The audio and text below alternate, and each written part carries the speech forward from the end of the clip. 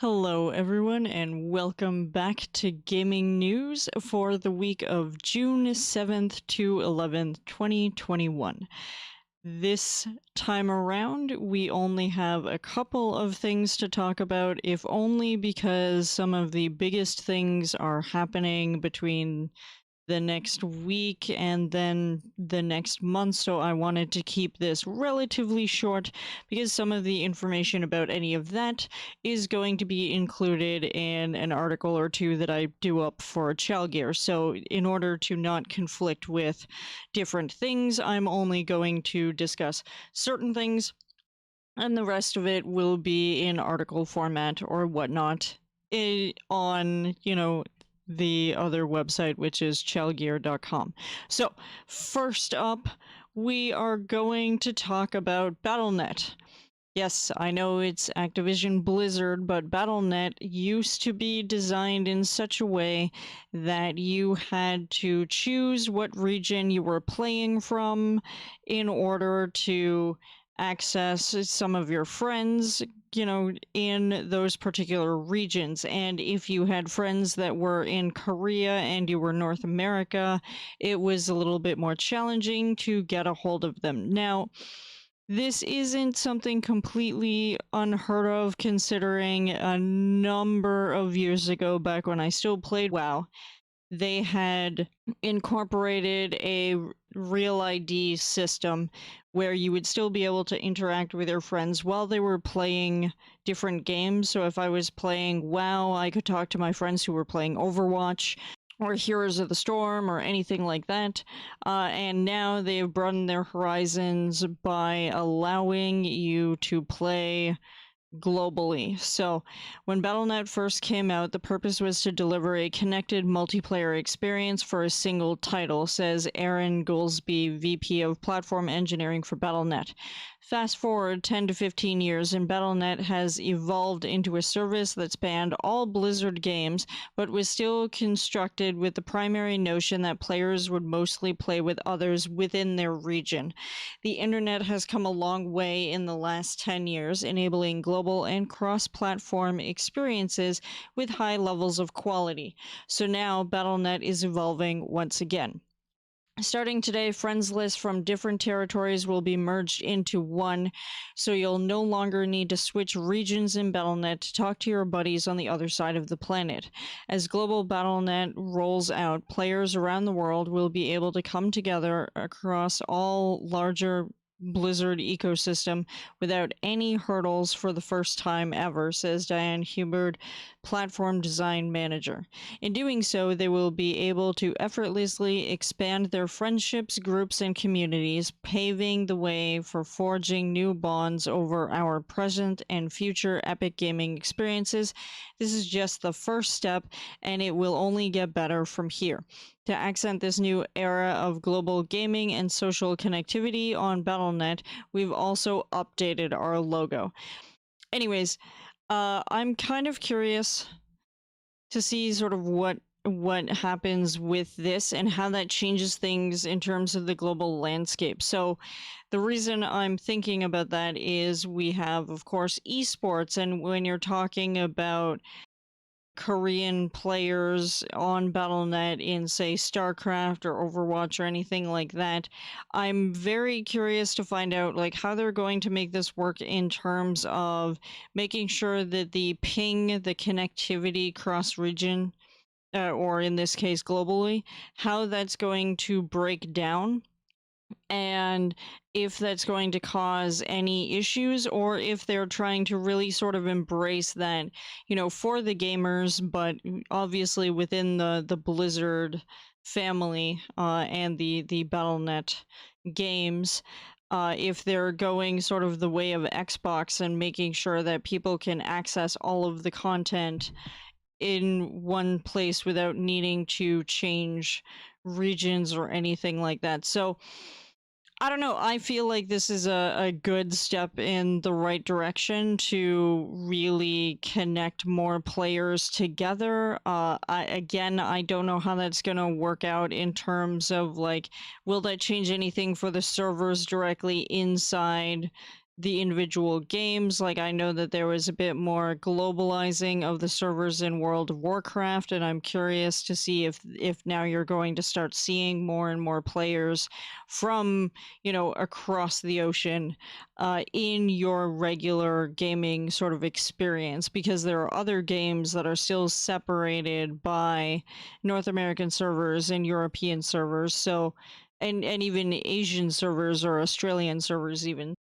I'm curious to see how they handle this and like what becomes of it, and if that sort of opens the doors more in terms of the greater landscape of gaming, of making sure that people are connected across the world, and what that means for translation rights and other things like that. But that's for them to figure out. So only time will tell.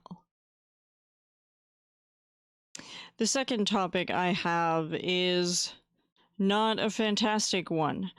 This came across my feed, I believe it was this morning, like early this morning.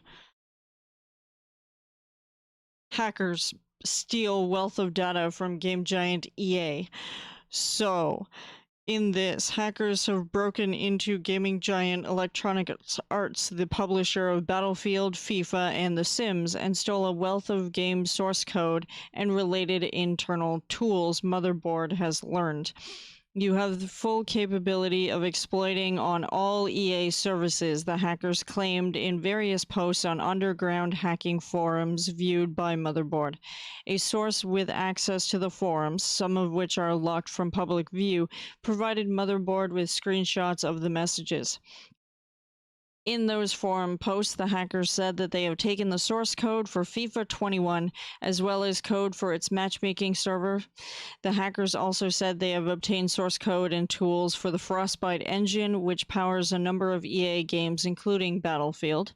Other stolen information includes proprietary EA frameworks and software development kits, bundles of code that can make game development more streamlined. In all, the hackers say they have about 780 gigabytes of data and are advertising it for sale in various underground hacking forum posts viewed by Motherboard. One of the cool things about this article is that they do actually have information on a person you can reach out to if you work at Electronics Arts and if you know anything about the breach, to get in touch and give them more information, because the reality is this is a very serious issue. Not only did you hit one of the biggest sort of AAA companies out there, but you also are looking at massive potential for more cheat codes and mods for your games, and making video gaming in some of these particular games much more challenging, much more frustrating, especially if you're not a good player at things like, as an example, Battlefield. I less worry about what they would do with something like The Sims by creating cool mods or whatnot, but still, the fact that they've got proprietary information, EA can go after these people. If they find out who access this information, who's selling the information. So there's a whole bunch of legal ramifications that sort of come with this. Like, this is a huge deal. And while I'm not exactly the biggest fan of EA by any stretch of the imagination, this is awful. Obviously, I will link to this article, but there's a second article from The Verge, and what I found interesting about this is, one, they brought into view that this isn't the first time that huge companies have been hit by hackers. As we know, CD Projekt Red had source code for Cyberpunk 2077 and The Witcher 3 just in February of this year, and then in July previous to that, we saw Nintendo had their source code swiped as well by massive hackers looking to sell that information. and they actually got a screenshot from Bleeping Computer, which is a website for people who are trying to fix their computers, troubleshoot their computers by using a bunch of different softwares like Combo Fix or Hijack This, which has been somewhat outdated for a while now. Bleeping Computer is a fantastic website for information if something has gone wrong with your computer. No, I am not sponsored by them. That's just having used that website for 1.5 billion years. They've saved my ass so many times. But the fact that they have a screenshot from Bleeping Computer to show exactly what has been taken, it just gives you more proof that this is a legitimate sort of concern. But what we have determined is that this was not a ransomware attack. And we have also determined that the hackers didn't have access to player data. So as a result of this situation, EA was able to improve its security following the hack and doesn't expect an impact on its games or its business, but it's still a huge deal, and I hope that they are able to sort of progress forward, especially since they just released Battlefield 2042, the information about this game, and it's going to allow up to 128 players at once, which I'm very curious to see how they're going to pull that off. Just again, having so many people connect to one server, like we've seen it a number of times with a number of games where people are really excited to play a game and they will all log in on day of release, like the moment it is released, and servers crash and people rage like, why can't you fix this? Now, EA is a much larger company and has the capabilities of being able to mitigate that because they've gone through it with previous Battlefield titles and previous successes that they have had. But still, it is a concern as people connect more and more and more. The idea that you can have 128 players in one game is both fantastic and potentially can be very frustrating depending on that server integrity and depending on your internet connection. So folks, make sure you pay attention to what kind of connection you have to the internet, because that will probably play a part. But it's being built for PlayStation 5, Windows PC, and the Xbox Series X platforms. And last-gen consoles will actually max out at 64 players, so obviously they're looking forward, so I'm not sure how that will change the experience for last-gen console users. This comes out October 22nd from what I have read, and people who really enjoy the Battlefield series are excited for this particular release. And I can't say I blame them. You know, if you're already very much invested in a particular series like this, then go for it. There's lots of good stuff coming in that I know nothing about, so I'm not really going to speak to that. But information on the game is coming July 22nd for the EA Play Live event, which does actually segue into the next thing, which I have listed as events. So I am recording this obviously before I upload, and in fact I'm recording it a day early because today was the starting of the Summer Games Fest, and also some media outlets have access to information from E3, and there is a lot of stuff. So throughout the Summer Games Fest, we got information from Amazon Game Studios. We've got information from Hideo Kojima, which is Death Stranding's director cut. So if you were really interested in Death Stranding previously, there's apparently going to be more, so I'm kind of curious to see what happens based on the trailer we got. There was showcase of a movie trailer, which actually kind of looked good, and it's a crossover because it involves video gaming, so that's cool. We've got 2 Point Campus coming out, which I'm excited because I really loved the idea behind 2 Point Hospital, except for the hospital part. If they gave any other thing, I probably would be more interested in it, and now we're going to have 2 Point Campus, and I'm super excited. We got some stuff from Rocket League because of their partnership with the Fast and Furious franchise, which I'm super excited for. We have Blood Hunt, which is going to be a battle royale free-to-play game where you play characters from Vampire the Masquerade universe, and I'm actually really excited for this because the last sort of vampire battle royale combat kind of game that we had was Nosgoth, and I unfortunately did not get a chance to play it. We've got information about Tales of Arise. You know, we've seen another Monster Hunter Stories game coming out.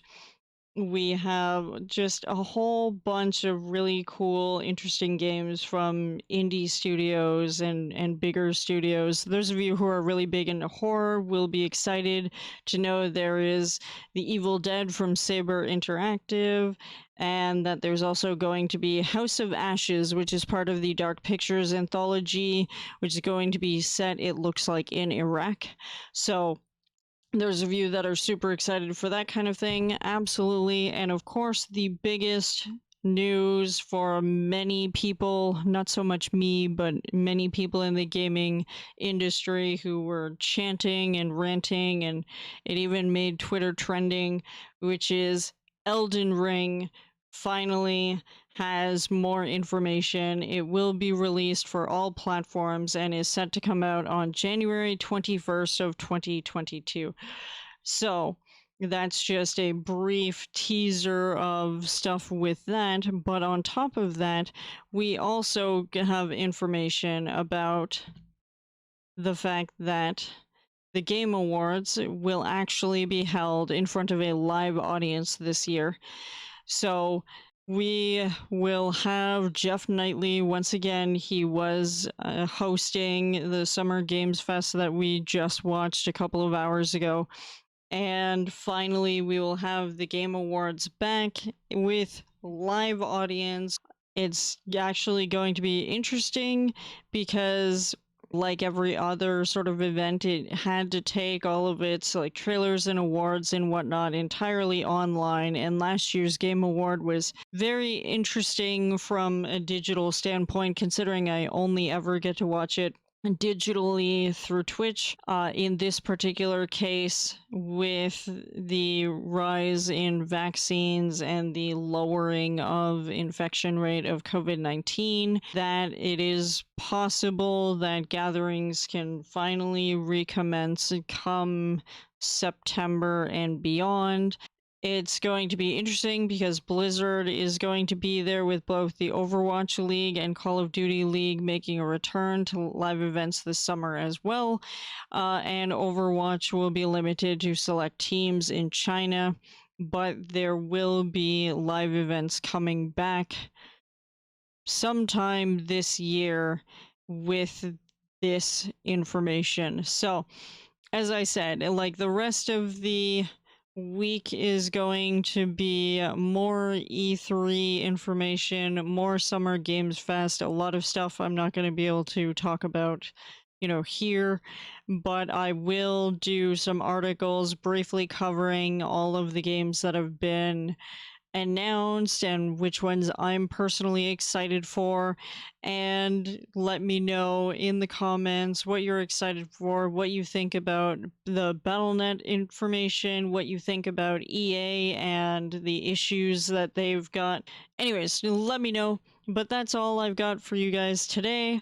I hope that you have enjoyed the information, and there will definitely be more content coming up, so stay tuned for that. And in the meantime, you have a fantastic day. I'll see you in the next video.